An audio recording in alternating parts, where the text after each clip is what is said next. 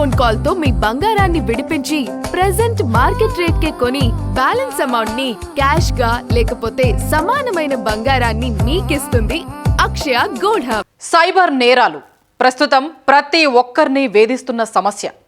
అమాయకుల అత్యాశను పెట్టుబడిగా చేసుకుని కేటుగాళ్లు కోట్ల రూపాయలు దోచేస్తున్నారు. ఒకవైపు సైబర్ నేరాల గురించి పోలీసులు విస్తృతంగా అవగాహన కల్పిస్తున్నప్పటికీ మరోవైపు మాయగాళ్ల వలలో పడి అమాయకులు ఖాతాలు ఖాళీ చేసుకుంటున్నారు. సైబర్ నేరాలను పూర్తిగా అరికట్టడమే లక్ష్యంగా హైదరాబాద్ సిటీ సైబర్ క్రైమ్ పోలీసులు నడుం బిగించారు. ఆధునిక సాంకేతికతతో పాటు సైబర్ నేరాలు కూడా వేగంగా పెరిగిపోతున్నాయి. సైబర్ నేరాలను అరికట్టడమే లక్ష్యంగా హైదరాబాద్ సైబర్ క్రైమ్ పోలీసులు పనిచేస్తున్నారు. జనవరి నెలలో సైబర్ నేరాలకు సంబంధించి 117 ఎఫ్ఐఆర్లు నమోదు చేశారు. అందులో ఎక్కువగా ఇన్వెస్ట్మెంట్ మోసాలు, డిజిటల్ అరెస్టు కేసులు, సోషల్ మీడియా ఆధారిత కేసులు, బిజినెస్, గేమింగ్, జాబ్ ఫ్రాడ్ కేసులు ఉన్నట్లు పోలీసులు గుర్తించారు. ఈ కేసులకు సంబంధించి దాదాపు 37 మంది సైబర్ నేరగాళ్లను అరెస్టు చేయడంతో పాటు బాధితులకు 71,91,000 రీఫండ్ చేశామని అధికారులు తెలిపారు.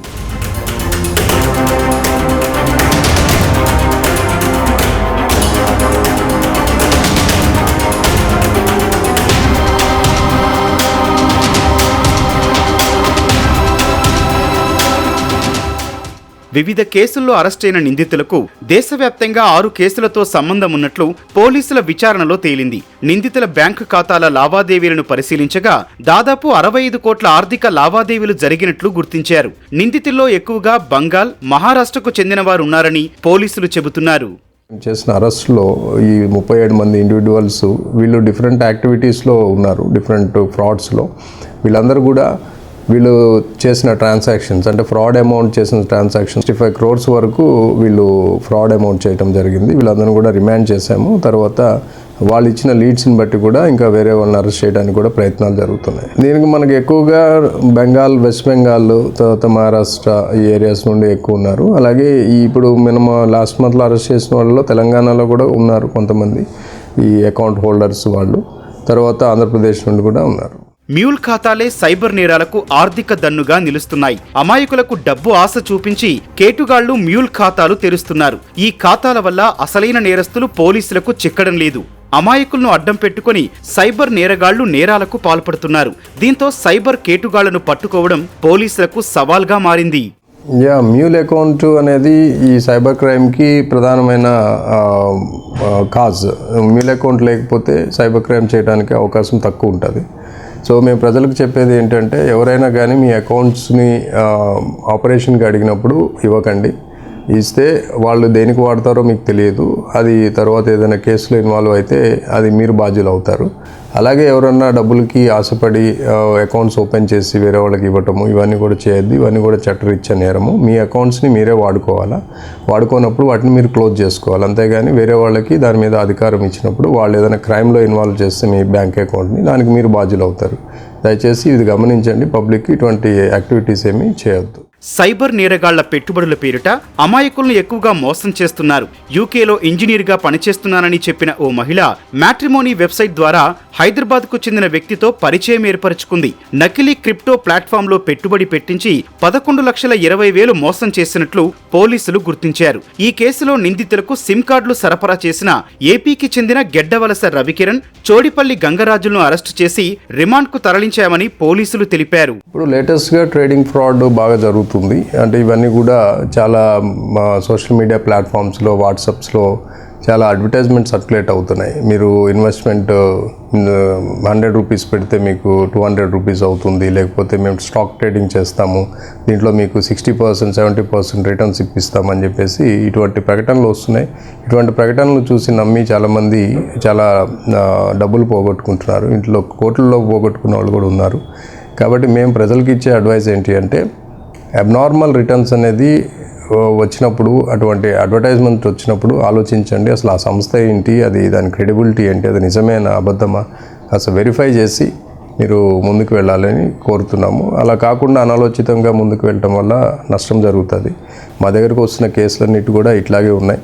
వాళ్ళు చూపించిన హై రేట్ ఆఫ్ రిటర్న్స్ మీకు వస్తాయి అన్నప్పుడు ప్రజలు నమ్మి వాళ్ళకి ఇన్వెస్ట్ చేస్తున్నారు. సో వాడు ఎవడో తెలియదు, ఎక్కడి నుండి ఉంటాడో తెలియదు, ముక్కు తెలియదు, ముఖం తెలియదు, అలాంటి వాళ్ళతో మీరు అధిక లావాదేవీలు పెట్టుకుంటే అది నష్టానికి దారితీస్తుంది. కాబట్టి దయచేసి ఎవరు కూడా ఈ ట్రేడింగ్ అడ్వర్టైజ్మెంట్ చూసి మోసపోవద్దు.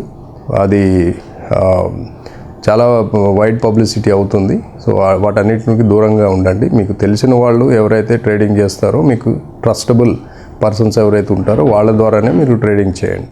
ఉన్నతాధికారుల పేర్లతో వచ్చే నకిలీ వాట్సాప్, సోషల్ మీడియా మెసేజ్లు నమ్మి డబ్బులు పంపవద్దని పోలీసులు హెచ్చరిస్తున్నారు. వాట్సాప్, టెలిగ్రామ్ గ్రూపుల్లో అధిక లాభాల పేరుతో వచ్చే పెట్టుబడి స్కీమ్లకు దూరంగా ఉండాలని సూచిస్తున్నారు.